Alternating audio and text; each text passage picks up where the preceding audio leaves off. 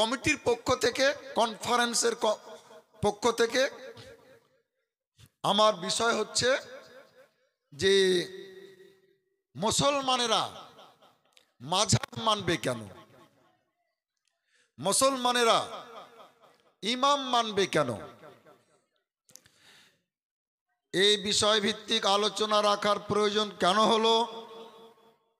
তবুও সভা সঞ্চালক বলে দিয়েছেন মুনাজির আহলে সুন্নাত মুফতি আলী হোসেন কাদরি হাফেজাহুল্লাহ যে বর্তমান যুগে দেশে বিদেশে সোশ্যাল মিডিয়ায়, বিশেষ করে ইউটিউবে, ফেসবুকে কিছু মানুষ পৃথিবীর মুসলমানদেরকে এই বলে বিভ্রান্ত করছে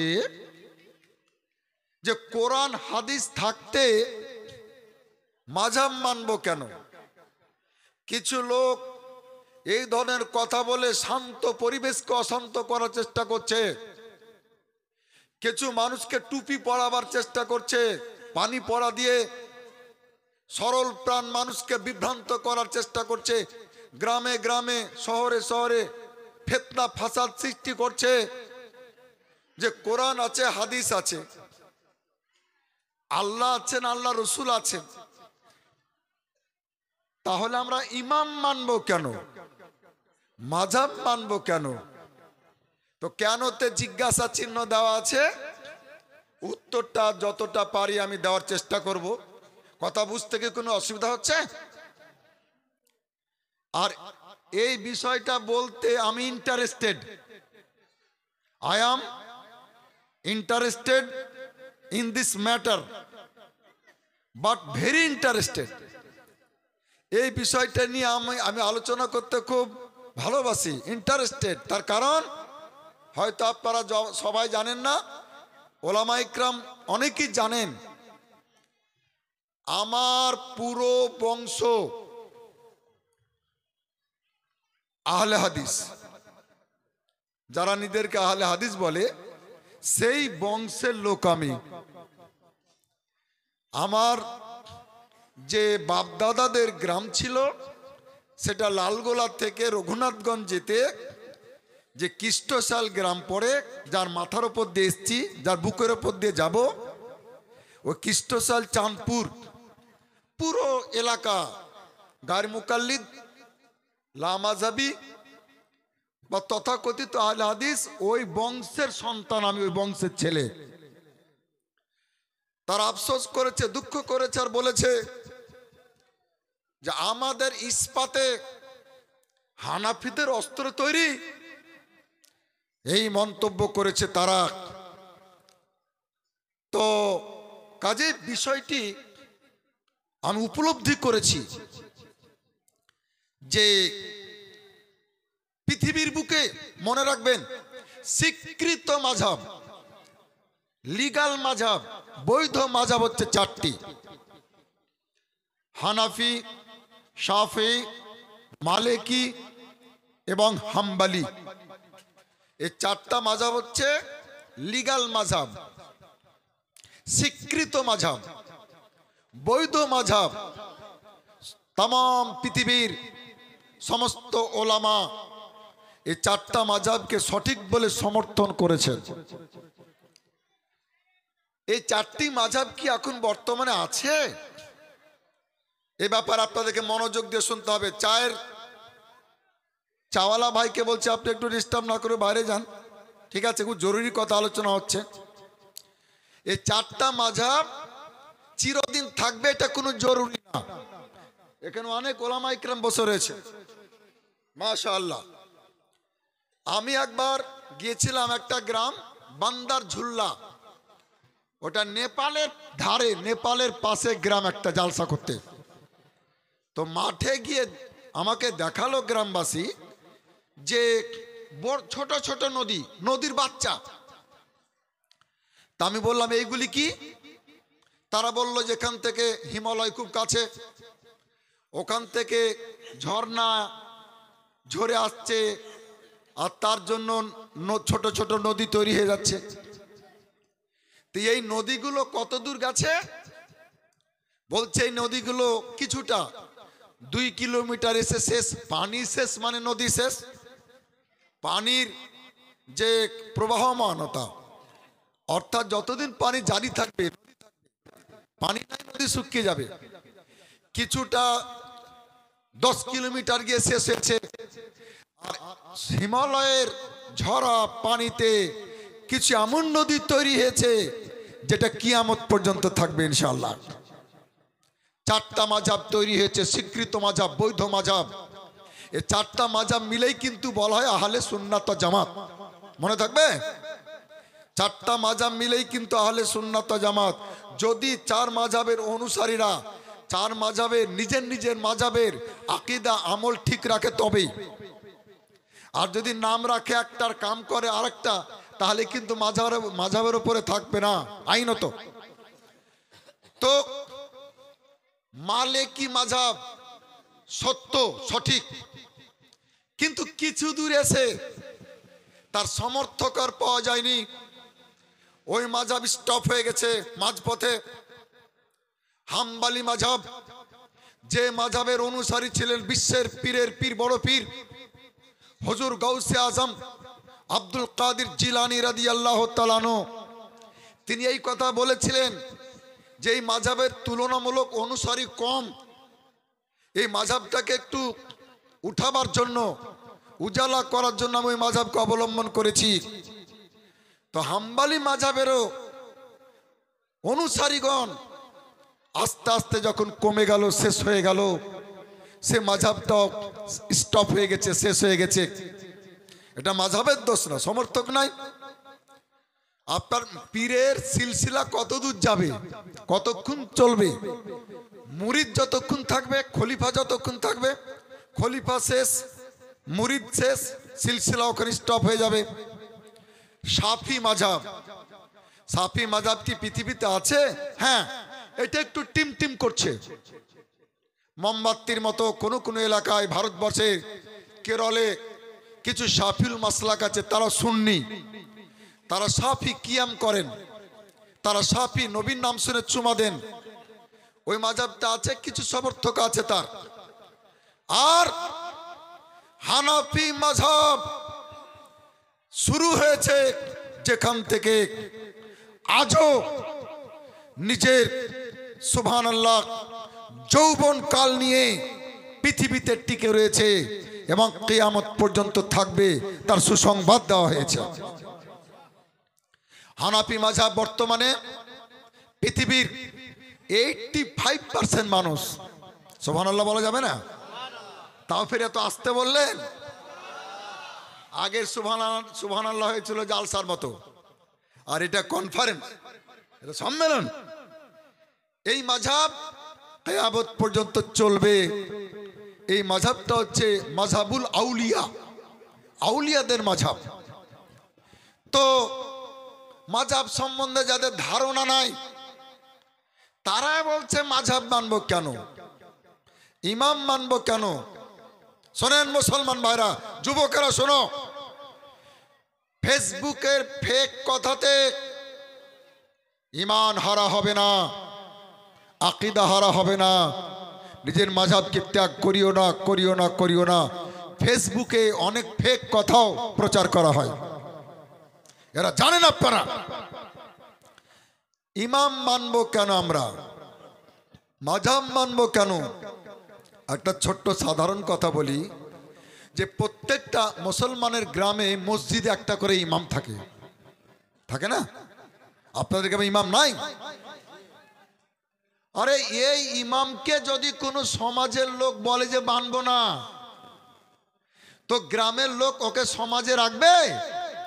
বলেন, ওকে মোড়লেরা, সর্দারেরা জুতাবে যে ইমাম মানবি না তো তোর জানাজা পড়াবে কে বে, তোর বিটির বিয়ে পড়াবে কে, আকিকার পশু হালাল করবে কে, কুরবানির পশু হালাল করবে কে?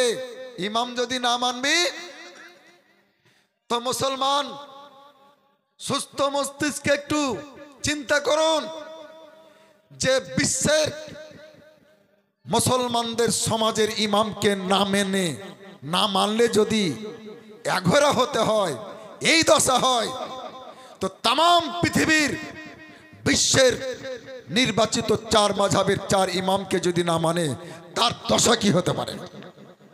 ও কবরেও জুতা খাবে আর হাসরেও জুতা খাবে, ওই এঘরা থাকবে, এঘরা থাকবে। আমার মুসলমান ভাইরা, ইমাম শব্দটা খুব পবিত্র শব্দ, আরবি শব্দ ইমাম, ইমাম, এবং এটা কোরআন শরীফের শব্দ। এখানে কোরআন শরীফের অভিজ্ঞ ব্যক্তি অনেক আছেন। আমার বাম পাশে আমার বন্ধু বসে আছেন হাফিজ হাবিবুর রহমান, পশ্চিমবঙ্গের ট্যালেন্টেড হাফিজ, বেরেলি পাস করা হাফিজ। আমার বন্ধুতে কাছে ডাকলাম, তো কোরআন শরীফের মধ্যে ইমাম মোট 12টা জায়গাতে এসেছে, 12 জায়গাতে ইমাম শব্দ এসেছে। সুবহানাল্লাহ বলেন। ইমাম মেয়ের খবরদার বেয়াদবি করবেন না, ইমামকে সম্মান করবেন। আমি পবিত্র কোরআন থেকে পাঠ করেছি যে আয়াত, তার তর্জমা এখনই করব। আমি আপনাদের সম্মুখে কোনো মুফতি সাহেবকে, কোনো মাওলানা সাহেবকে যদি জিজ্ঞাসা করা হয় যে হুজুর ইমাম মানবো কেন, তাহলে উনি কি জবাব দিবেন জানেন? প্রথম জবাব শুনেন। কেউ যদি বলে যে ইমাম মানবো কেন, তাহলে এর প্রথম জবাব হচ্ছে, প্রথম উত্তর হচ্ছে যে এই জন্য ইমাম মানবো, এই জন্য মাযহাব মানবো। ওরাকে বলে দেবে যে শোনো, কান খুলে শোনো, এই জন্য ইমাম মানবো, এই জন্য মাযহাব মানবো। যে ইমাম মানতে মাযহাব মানতে কোথাও আল্লাহ নিষেধ করেননি, আল্লাহ নবী इमाम मानते मजहब मानते कोताओ निषेध करेंगे। इसकी सबसे बड़ी दलील ये है कि अल्लाह और रसूल ने मना नहीं किया। हमारे उलमा यही सबसे पहले यही जवाब होगा कि जो अल्लाह ने मना नहीं किया, रसूल ने मना नहीं किया, हम इमाम इसलिए मानते हैं। तो इमाम मानते अल्लाह माना करेंनी, ये मोल्ला माना करार के? जी जी जी हक है हजरत, बेशक। ये मोल्ला माना करार के, निषेध करार के। सुनेन मुसलमान भाईरा, आपनादेर মনে রাখতে হবে যে কেউ যদি বলে আপনাদেরকে আমাদের সামনে আসবে না। কিছুক্ষণ আগে মুফতি আলী হোসেন কাদেরী সাল্লামাও বলছিলেন যে ওদের ধর্মে বুঝে নেবেন, আমি অজু অবস্থাতে কারো নাম নিই না, রেকর্ড আছে, রেকর্ড আছে, অজু অবস্থাতে আমি কারো নাম নিতেও রাজি না। জি জি জি বেশক, বুঝে নেবেন। ওরা বলেছে যে কালো প্রচলিত কাক খাওয়াও জায়েজ নয় বরং নেকি, তাই লিখেছে। ওদের বড় মৌলভিতে লিখেছে, বইয়ের মধ্যে লেখা আছে সওয়াব হ্যায়, हाँ काला कौआ खाना सवाब है। ওদের হেড মৌলভিতে লিখেছে। তা লিখেছে যখন, তাহলে ওদের সমর্থক খেয়েছে। আর যে মানুষ যে জিনিস খাবে তার প্রভাব তার শরীরে পড়বে, তার বৈশিষ্ট্য ওই জানোয়ারের বৈশিষ্ট্য তার দেহের মধ্যে তৈরি হয়ে যাবে। কালো কাকের ধর্ম হচ্ছে যে বেগুনের শক্ত জায়গা খান ঠুকরাবে না, নরম জায়গা খান ঠুকরাবে। আমার এক কাকা টমেটো লাগিয়েছিল, আমাকে হচ্ছে ভাতিজা দেখে যাও কাক ঠুকরালছে, তো শক্ত খান ঠুকরায়নি, নরম খান ঠুকরালছে। তো মুফতিদের সামনে ওরা আসবে না, মুনাজিরের সামনে আসবে না, আমাদের মতো আলেমের সামনে আসবে না, ওই নরম ওই খান ঠুকরাবার চেষ্টা করবে, আপনাদেরকে বিভ্রান্ত করার চেষ্টা করবে। ঠিক আছে? তো যদি বলে যে কোরআন আছে হাদিস আছে, ইমাম মানবো কেন, মাযহাব মানবো কেন? তো শোনো, শুধু তোমারই মুখ নাই, আমাদের মুখ আছে, বলার সুযোগ আমাদেরকে দেওয়া হোক। আমিও বলতে চাই যে পৃথিবীতে চিকিৎসা শাস্ত্রের হাজার হাজার নয়, লক্ষ লক্ষ নয়, কোটি কোটি বই পুস্তক আছে, এ কথাকে অস্বীকার করতে পারবে না। চিকিৎসা শাস্ত্রের কোটি কোটি বই আছে, তো এত বইপত্র থাকতে তোমরা ডাক্তারের কাছে যাও কেন? ডাক্তারের बहुत खूब हजरत हक ডাক্তারের দরকার হয় কেন? ওই বই পুস্তক নিজে নিজেই পড়ে নিয়ে নিজের অসুখের চিকিৎসা তো নিজেই করতে পারো, নিজেই ওষুধ কিনে খেতে পারো। তো বুঝা গেল লক্ষ লক্ষ চিকিৎসা শাস্ত্রের বই পুস্তক থাকা সত্ত্বেও যেমন ডাক্তারের দরকার, আরে কোরআন এবং হাদিস থাকা সত্ত্বেও কোরআন হাদিস বিশেষজ্ঞ মুজতাহিদের দরকার, ইমামের দরকার। नाराए तकबीर नाराए तकबीर नारे रिसालत मसला के आला हजरत फकीह बंगाल नाराए तकबीर बेशक তরুণেরা শোনো, যুবকেরা শোনো, মুসলমানেরা শোনেন। কেউ যদি বলে কোরআন আমাদের জন্য যথেষ্ট, হাদিস যথেষ্ট, আবার ইমাম কেন মানবো, মাযহাব কেন মানতে হবে? ওদেরকে বলে দিবেন যে শোনো, ভারতবর্ষের কথাই বলছি, আইনের শত শত নয় হাজার হাজার বই পুস্তক আছে ভারতীয় আইনের। আমি একবার লালবাগ গিয়েছিলাম একটা উকিলের কাছে, তো তার ঘরে দেখছি বাপ রে বাপ, এত কিতাব, এত বইপত্র। উকিলের ঘরে গিয়ে দেখবেন, লয়ারের ঘরে দেখবেন, অ্যাডভোকেটের ঘরে দেখবেন। তো যারা বলছে যে কোরআন থাকতে হাদিস থাকতে ইমাম কেন মানতে হবে, মাযহাব কেন মানতে হবে, তাদেরকে বলে দিবেন যে তাহলে আইনের বই পুস্তক যেখানে আছে সেখানে উকিল ধরার দরকারটা কি, অ্যাডভোকেট ধরার দরকারটা কি?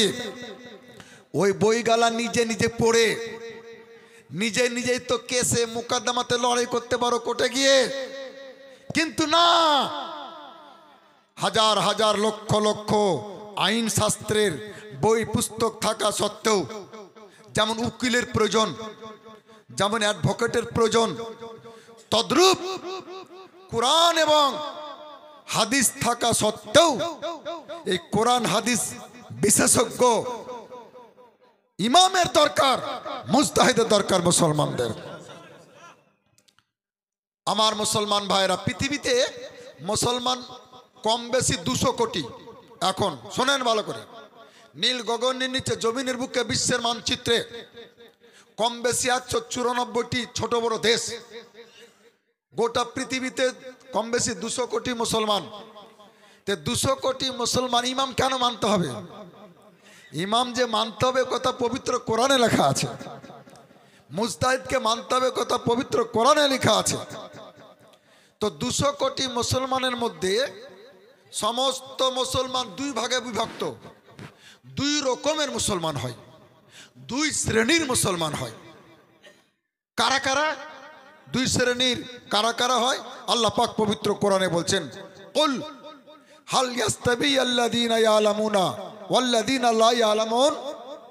হে আমার প্রিয় নবী, আপনি বলে দিন আমার বান্দাদেরকে, আপনার উম্মতদেরকে, যে শিক্ষিত আর অশিক্ষিত কি সমান হতে পারে?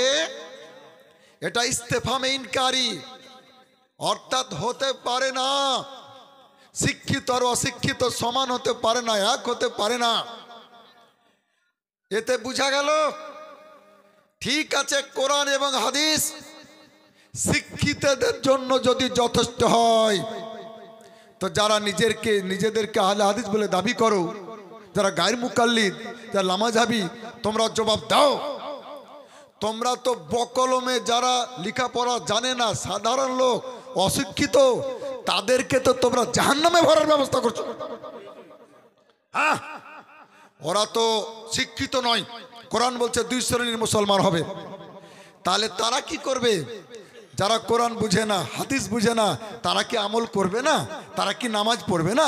তারা কি রোজা রাখবে না? রাখবে কেমনে?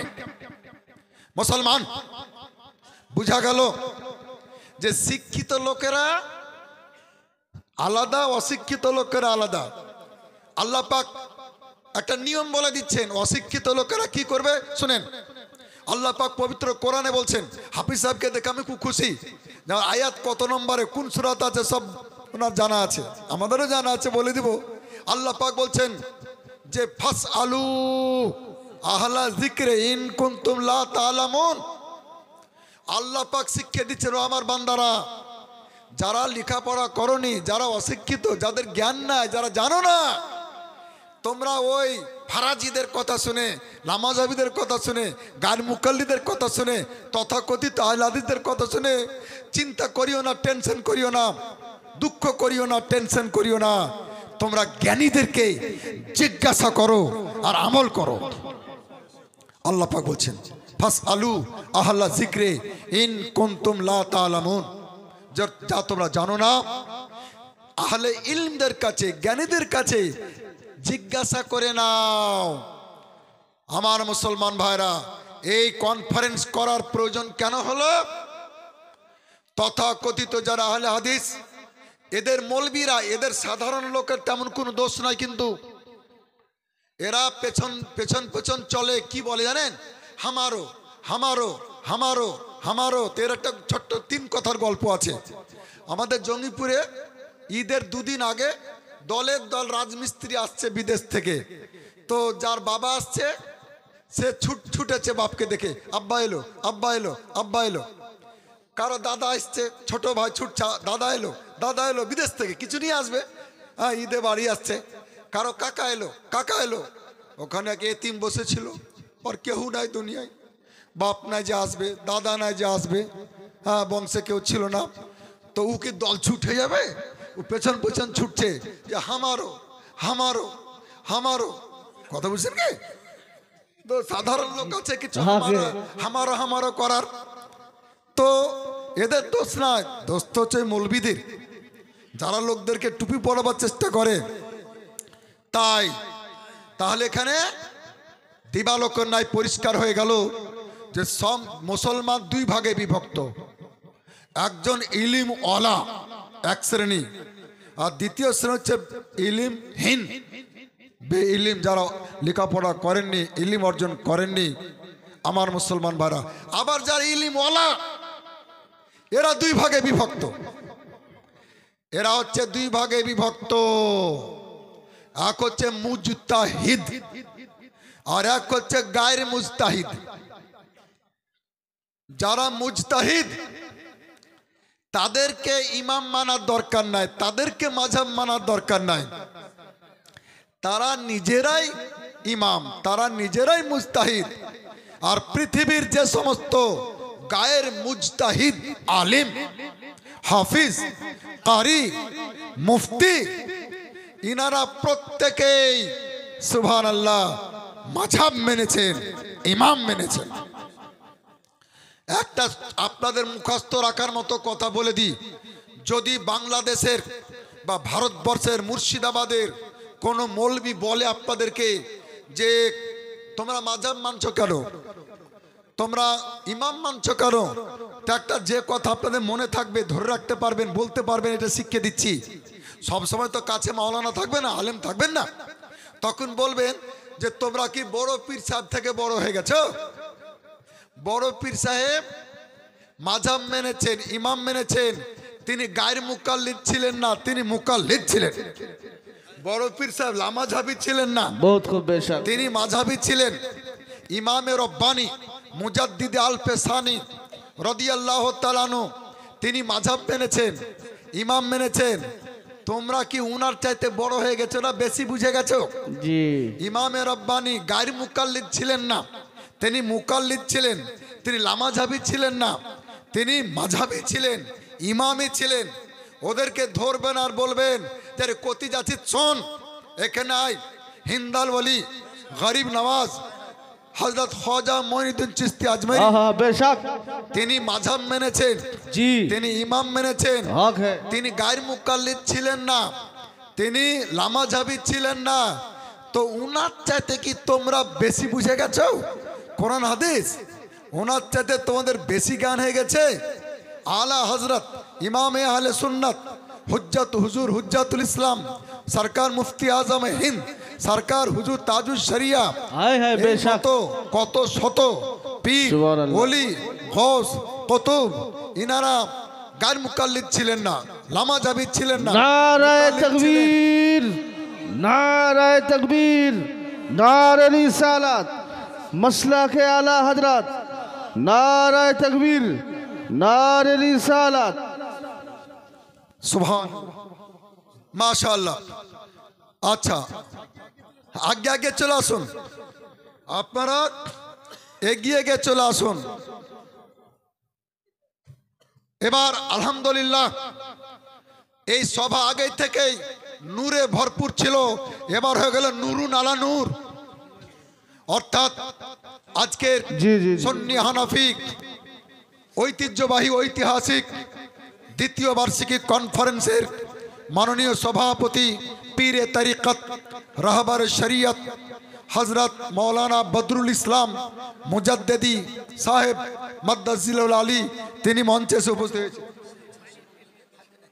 স্বেচ্ছাসেবক যারা জালসার, যারা কনফারেন্সের যারা স্বেচ্ছাসেবক, তাদেরকে দুমুঠ খাওয়ার জন্য ডাকা হচ্ছে, কিন্তু আপনারা চেন না। আমি জি। খুব অল্প সময় নিয়ে আছি, বুঝতে পারছেন। আমরা এখন 15-র মধ্যে পড়ছি, মানে বুড়া হয়নি, 60-র পরে বুড়ো বলছে, এখন 55 বছর বয়স চলছে। তাছাড়া দুয়া নেওয়ার জন্য এসছি আমরা। আর দু চারটি কথা বলি যে তারা আপনাদেরকে ধোঁকা দেওয়ার জন্য উদ্দেশ্য প্রণোদিতভাবে একটা কথা বলবে যে প্রিয় নবীর 1,24,000 কম বেশি সাহাবা ইকরাম, বিশ্ব নবীর শিষ্যগণ, তারা মাঝাব মানেননি কেন, তারা ইমাম মানেননি কেন, তারা বলবে। তাদের তো ইমাম ছিল না, তাদের তো মাঝাব ছিল না। একেই বলে যে সঠিক কথা বলেও কখনো কখনো মানুষকে ধোঁকা দেয়। জি জি হক হে। তার একটা ছোট্ট উদাহরণ আমি ওই টাউনে দেখতে পাই, বিভিন্ন জায়গায় দেখতে পাই, লেখা আছে 2 মিনিটে ছবি তোলা হয়।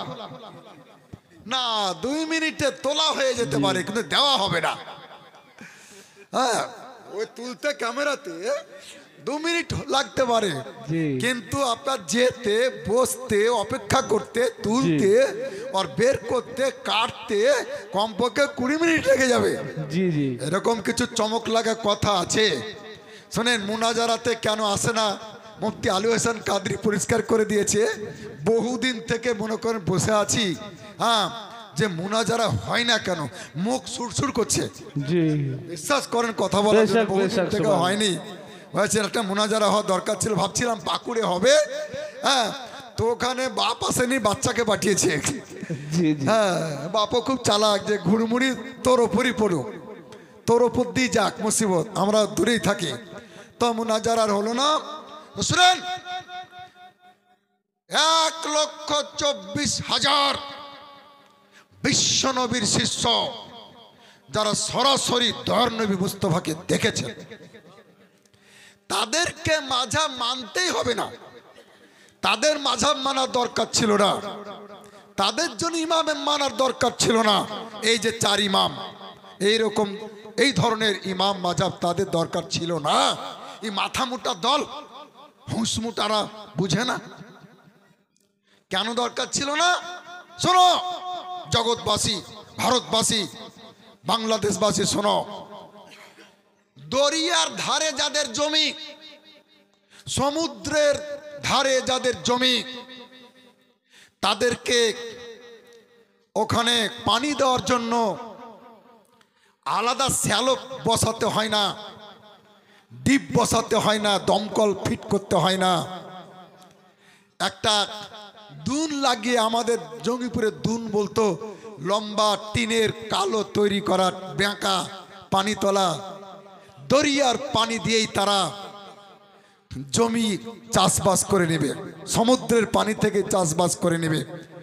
দরিয়ার ধারেই যাদের জমি, তাদের পাইপের দরকার হবে না, লম্বা বড় লম্বা পাইপের দরকার হবে না। বালতিতে করে বা আর কোনো বাসন দিয়ে পানি তুলে জমিতে দিয়ে দিবে। এই কথা যদি মাথায় ঢুকে থাকে তো মুসলমান হৃদয়ে সেভ করে নিন, যে সাহাবায়ে কেরামের জন্য ইমামের দরকার ছিল না কেন, মাযহাবের দরকার ছিল না কেন? তারা তাদের ইমানের জমি, তাদের ইমানের ভূমি ছিল রহমতের দরিয়া, দয়ার নবীর পাশেই ছিল তাদের। সরাসরি কোনো প্রয়োজন হলে ইমানের কথা, আকীদার কথা, আমলের কথা দয়ার নবীকে সরাসরি তারা জিজ্ঞাসা করে নিতেন। সুবহানাল্লাহ বলবেন না? কথা বুঝতে কি অসুবিধা হচ্ছে? তাদের দরকার নাই। হ্যাঁ, দরিয়া সমুদ্রের বহু দূরে যাদের জমি বা যারা বসবাস করে, ইন্দারা খনন করার, কুয়া খনন করার, শ্যালো পোঁতার, ডিপ পোঁতার তাদের প্রয়োজন রয়েছে।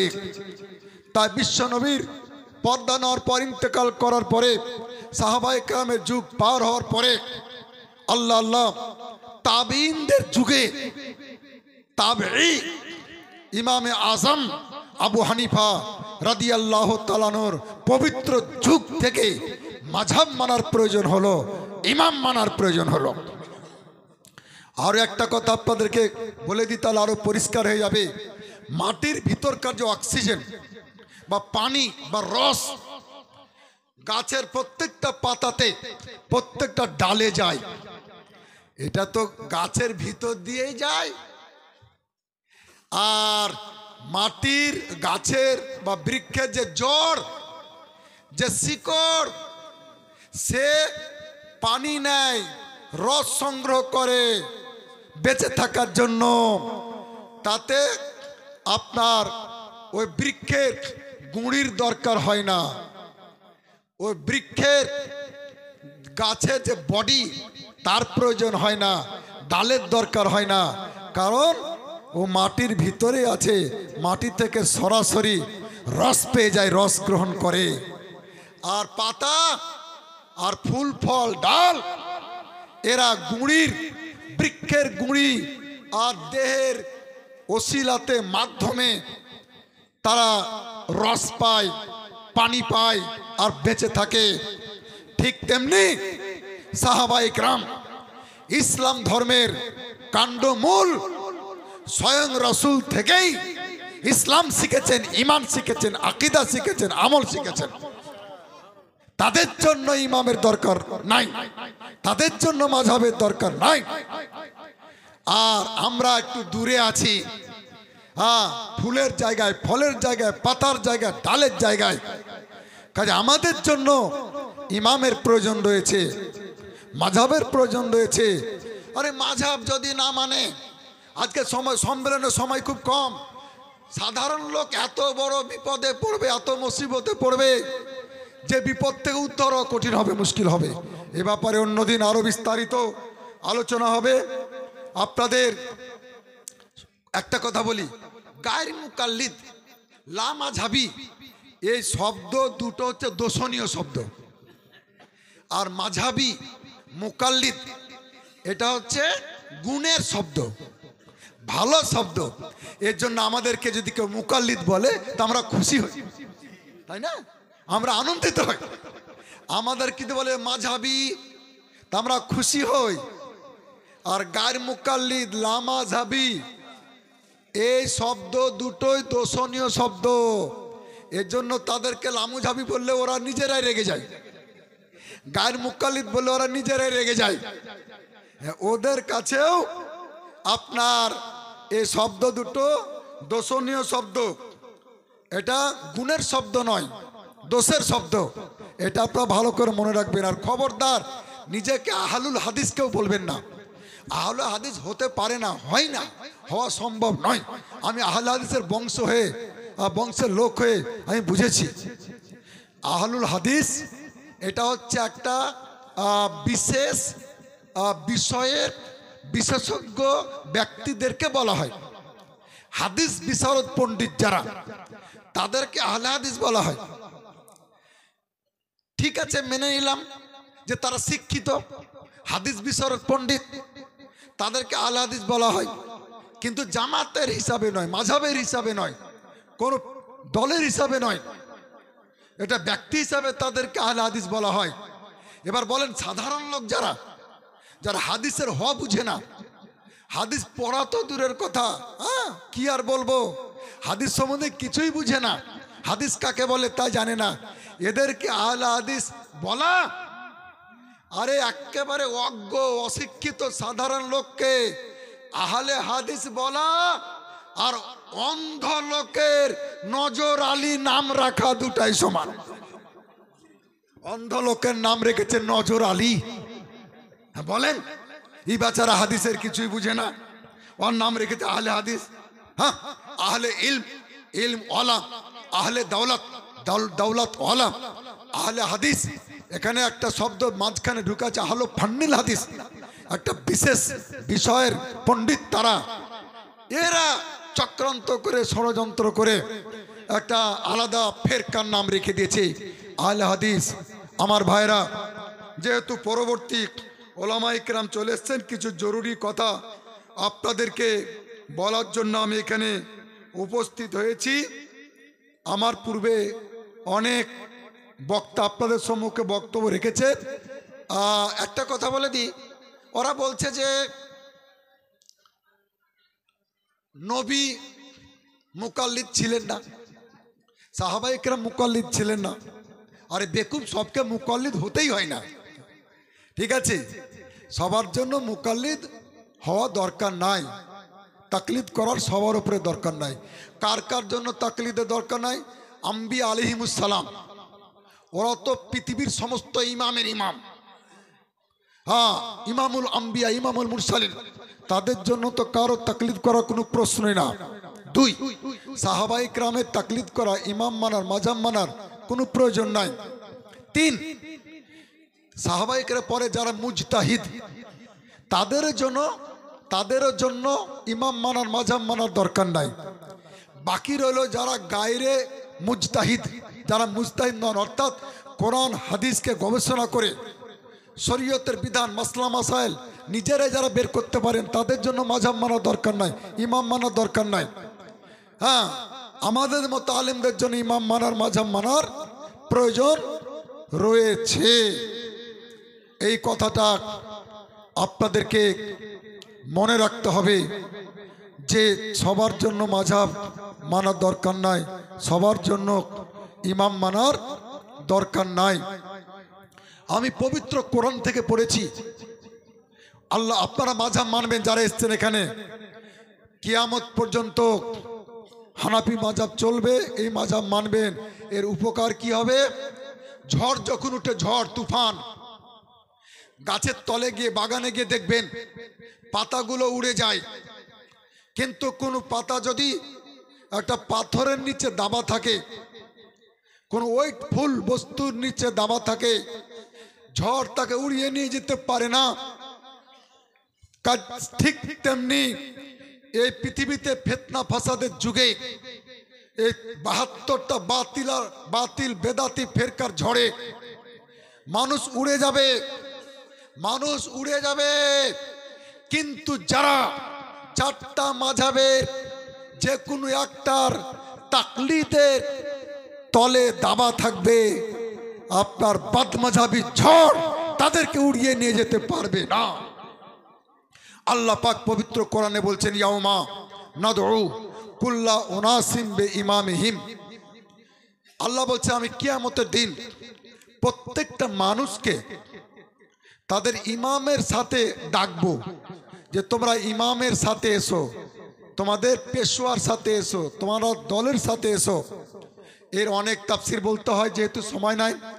বিশ্ববিখ্যাত কোরআনের তাফসির, তাফসিরের রুহুল বায়ানের মধ্যে এই আয়াতের ব্যাখ্যায় একটি তাফসির করা হয়েছে, আও মুকদ্দামুন ফিদ্দিন। নারায়ে তাকবীর, নারায়ে তাকবীর, আল্লাহু আকবার, নারে রিসালাত, ইয়া রাসূলুল্লাহ, মাসলাকে আলা হযরত জিন্দাবাদ, মুনাজির আহলে সুন্নাত জিন্দাবাদ, মুফতি জুবাইর হোসেন সাহেব জিন্দাবাদ, নারায়ে তাকবীর, আল্লাহু আকবার। বাস, তো ওই তাফসিরে ফায়ুকালু ইয়া হানাফি ইয়া শাফি, কিয়ামতের দিন নিজের নিজের ইমামের সাথে ডাকা হবে। তাফসিরে লেখা আছে, ওগো হানাফি মাযহাবের অনুসারীরা, তোমরা নিজের ইমামের সাথে আমার কাছে এসো। ওগো শাফি মাযহাবের অনুসারীরা, তোমরা আমার কাছে এসো। এবার বলেন, যাদের ইমাম থাকবে না, গুরু থাকবে না, তাদের দশা কি হবে? তাদের দশা কি হবে এ ব্যাপারে বিশ্ববিখ্যাত আল্লাহর ওলি হযরতে বায়েজিদ বোস্তামি রাদিয়াল্লাহু তাআলা বলেছেন, মাল্লা শাইখা লাহু ফাশাইখু শাইখু শয়তান, মাল্লা উস্তাজ লাহু ফাউস্তাজু শয়তান। যার গুরু থাকবে না, যার পেশওয়া থাকবে না, যার ইমাম থাকবে না, তার ইমাম হবে ইবলিস শয়তান, তার গুরু হবে ইবলিস শয়তান। কাজেই আমরা ইমাম মানব, মাযহাব মানব, এটাই সিরাতে মুস্তাকিম, এটাই সঠিক পথ। আল্লাহ তাআলা যেন আমাদের সকলকে আহলে সুন্নাত ওয়াল জামাতের উপরে কায়েম রাখেন, মাসলাকে আলা হযরত মুতাবিক চলার বলার তৌফিক দান করেন। আর আমি হানাফি হতে পেরেছি, আমি ধন্য, আমার জীবন ধন্য, আমার জাতি ধন্য, আমার দেশ ধন্য, আরে পৃথিবীর মাটি ধন্য যে পৃথিবীর 85% মুসলমান হানাফি মাযহাবের অনুসারী। ওয়ামা আলাইনা ইল্লাল বালাগুল মুবিন ওয়া আখিরু দাওয়ানা আনিল হামদুলিল্লাহি রাব্বিল আলামিন। আসসালাম।